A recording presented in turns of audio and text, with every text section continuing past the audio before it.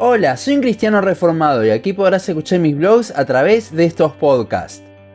Continuamos con nuestro estudio sobre la primera epístola del apóstol Juan. Comenzando con el capítulo 2, el autor animará al cristiano que cayó en pecado y lo incentivará a seguir a Cristo. Primera de Juan 2, 1 al 6 dice: Hijitos míos, estas cosas os escribo para que no pequéis, y si alguno hubiere pecado, abogado tenemos para con el Padre, a Jesucristo el justo. Y Él es la propiciación por nuestros pecados, y no solamente por los nuestros, sino también por los de todo el mundo.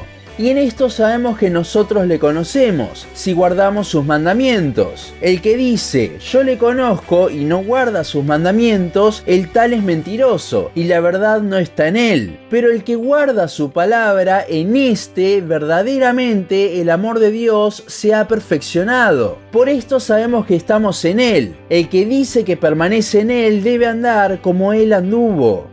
El capítulo 2 es en donde ya comienzan los retos de interpretación, porque Juan parece contradecirse, pero lo que la autora hace no es contradecirse, sino que nos habla de los extremos e intenta hacer que sus hijitos espirituales caminen en el equilibrio que es la gracia. El versículo 1 muchos dicen que es para contrarrestar los últimos versículos del capítulo 1, ya que piensan que estos versículos se pueden interpretar de una forma liberal. Pero si vemos la interpretación correcta, viendo el griego original en el que Juan escribió a sus destinatarios, no hay forma de que se pueda tomar por ese lado liberal, ya que, como vimos en el capítulo anterior, el pasaje habla de que si bien un cristiano puede pecar, este debe ver al pecado de la misma forma horrible en la que la ve Dios. De hecho, todo ese pasaje es una refutación a los gnósticos, que vivían en pecado de forma liberal. Así que no, Juan no está atacando la forma liberal en estos versículos, sino que lo que hace justamente es lo que viene haciendo hasta ahora, animar a los hermanos. Todo lo anterior lo escribió para abrirle los ojos a los cristianos que estaban siendo engañados por los gnósticos. Entonces lo escribe para que dejen de vivir esa vida de pecado que creían los falsos maestros. Pero si alguno estaba en esa vida y empezaba a ver justamente lo horrible de la misma, es entonces que Juan lo calmará contándole de cómo Cristo es nuestro abogado defensor ante el Padre como juez.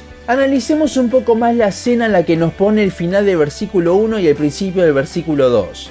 Por un lado lo tenemos al Padre como juez, si bien el pasaje no dice esto, pero por Apocalipsis 12:10 sabemos que el diablo es el fiscal, el abogado que nos acusa, nosotros claramente somos los acusados y Cristo es nuestro abogado. Pero nótese que le agrega algo más el pasaje, dice que es justo. Un abogado que es justo y no es corrupto no va a defender a alguien que es culpable, ya que para hacerlo debería mentir y tratar de engañar al juez. Pero si nos conocemos un poco, sabemos que efectivamente somos culpables. Entonces, ¿cómo se concilia el justo abogado defendiendo al culpable? El versículo 2 es la respuesta a esto. Habla de que Cristo es la propiciación por nuestros pecados. Esto significa que Cristo es el Cordero que aplacó, calmó la ira del juez contra nosotros por nuestro pecado. Pero aquí no solo vemos el cuadro de Jesús como el sacrificio, aquel cordero, sino que también lo vemos como el abogado. Esto habla de que Él no solo es el sacrificio ofrecido a Dios por nuestros pecados, sino que Cristo mismo es el que realiza el sacrificio, el sacerdote. Para ponerlo de vuelta en contexto de un juicio, es como si el abogado justo supiese que nosotros somos culpables. No nos puede defender ante el juez porque es justo. Y entonces dice, sí, es culpable, pero yo me hago cargo de su condena. Yo muero en su lugar. En el juicio contra nosotros, Cristo no solo es nuestro abogado, sino que también es el que recibe la condena siendo Él inocente.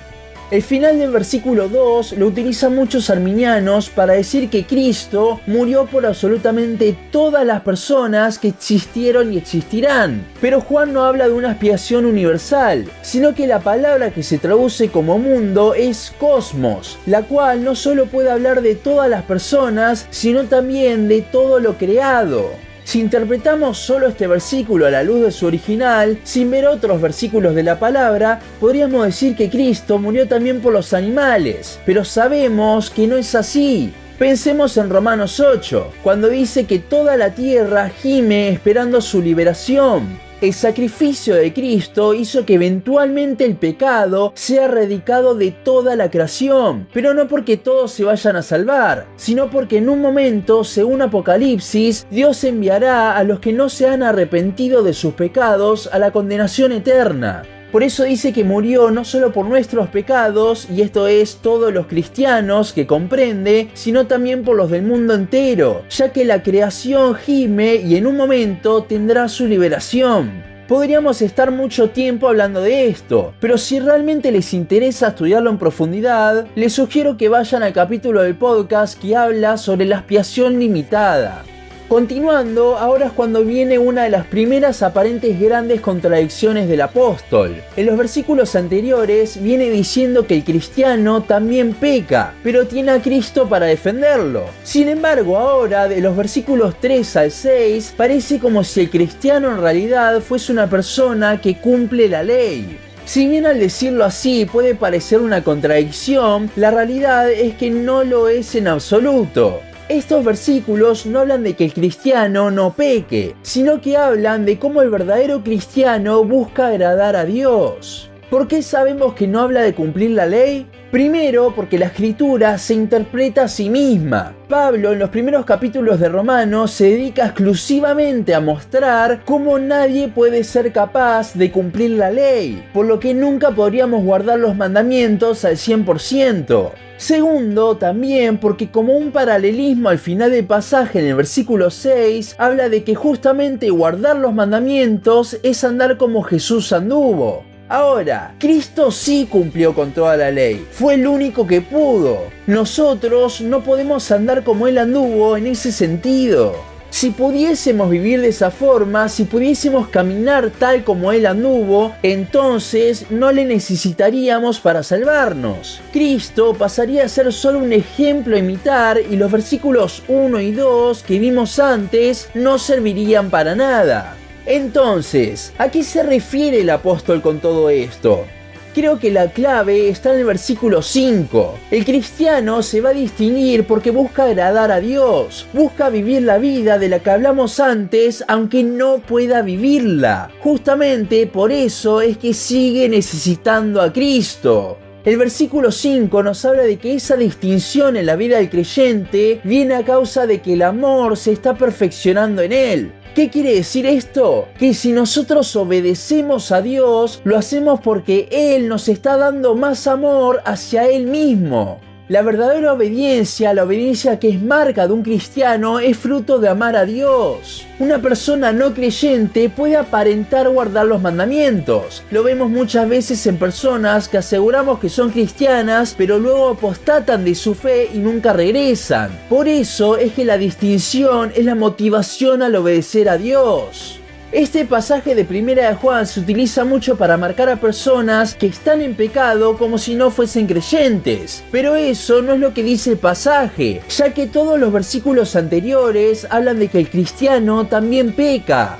Juan no habla de perfección, sino que habla de una búsqueda por ella aunque sea imposible. El verdadero cristiano, si bien puede caer, buscará agradar a Dios porque sabe y entendió el sacrificio que Cristo hizo por él, la propiciación de nuestros pecados. Pensemos un poco en el contexto de la carta. Los gnósticos decían ser cristianos, pero pecaban sin problema porque decían que eso no importaba. Allí es donde está la diferencia. Un cristiano nunca pecaría sin problema de forma indefinida como hacían estos falsos maestros. Un cristiano, si bien no puede hacerlo, buscará agradar a Dios. Eso es andar como Él anduvo, ya que Cristo quería agradar al Padre. Y esta búsqueda ni siquiera viene de nosotros, sino que viene de cómo Dios nos da de su amor para amarle aún más. No hay cristiano perfecto, por eso es que Juan aquí no está dudando de la salvación de las personas, sino que está advirtiendo a los verdaderos creyentes de los gnósticos, para que no los sigan, ya que la verdad no está en ellos. Los gnósticos tenían una forma de vivir totalmente escandalosa y en pecado, totalmente evidente de que ni siquiera buscaban agradar a Dios con sus actos, eran falsos maestros. De estos es que Juan habla de que no están en la verdad, no de cristianos que caían en pecado. Hay dos cosas que quiero dejar bien en claro con esto. Primero, que Juan bajo ningún aspecto da pase libre para dudar de la salvación de las personas, sino que él se enfoca en los falsos maestros y de resguardar a sus hijitos espirituales de ellos, algo que en realidad deberíamos hacer con más fervor hoy en día con aquellas personas que no están en la sana doctrina. Y lo segundo que quiero marcar es que un cristiano no puede vivir una vida perfecta de obediencia, seguirá pecando hasta que el Señor lo glorifique. Pero tampoco puede vivir como el mundo, ya que si entendió el Evangelio, este hará que ame al Señor y quiera agradarle tratando de seguir los pasos de su Hijo, aunque falle en hacerlo. Y ese Hijo, Cristo, es quien nos defiende cuando fallamos en vivir esa vida y pecamos. Este es el equilibrio en el cual se trata de centrar Juan, equilibrio por el cual en ocasiones parece que se contradice, pero no, simplemente marca el punto medio entre el libertinaje de los gnósticos y el legalismo de la ley, punto el cual se llama gracia.